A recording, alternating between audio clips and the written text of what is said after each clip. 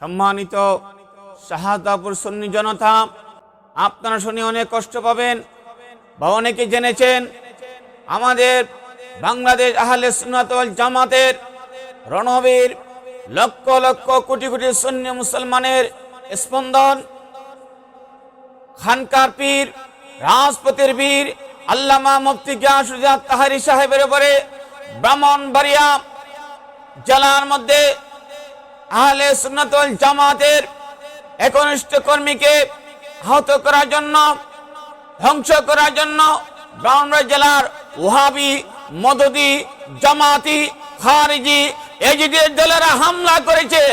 আমরা এটা শাহাদাতপুর সুন্নি মহাসম্মেলন পাঞ্জাতনের মাহফিল থেকে আমরা এটা তীব্র নিন্দা জানাচ্ছি এবং সরকারের কাছে আবেদন জানাচ্ছি, অনতিবিলম্বে আপনারা আল্লামা মুফতি গিয়াসউদ্দিন তাহারির উপরে যে হামলা করেছে, আপনারা দ্রুতভাবে তাদের বিচার করুন, আইনের আওতায় এনে এদের কঠিনভাবে শাস্তি দিন, নতুবা বাংলার জমিনের মধ্যে আবার বাংলার জমিনের মধ্যে কারবালার ইতিহাস হয়ে যাবে। আমরা জানি আল্লামা নুরুল ইসলাম ফারুকী রাহমাতুল্লাহ আমরা আদর্শবান, আমরা রক্ত দিয়েছি, আরো রক্ত দিব।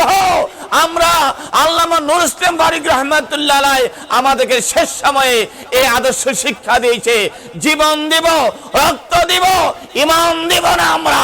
সুতরাং সরকারের কাছে আমরা জোরালো ভাবে আমরা উদাত্ত আহ্বান জানাচ্ছি, এই বাংলার জমিন ওলি আল্লাহর জমিন, এই বাংলার জমিন শাহজালাল বাবার জমিন, এই বাংলার জমিন শাহপরানের জমিন, এই বাংলার জমিন হযরত সৈয়দ মীর আনসার জমিন, এই বাংলার জমিন শাহেনশাহ শ্রীকোটের জমিন, এই যে বাংলার জমিন আল্লাহর ওলির জমিন। এই আল্লাহর ওলির বিরুদ্ধে, এখানে সুন্নি উলামায়ে কেরামের বিরুদ্ধে, মাজারের বিরুদ্ধে যেভাবে হামলা করতেছে, বাংলার জমিনের মধ্যে আবার কারবালার ইতিহাস রক্তরঞ্জিত হয়ে যাবে।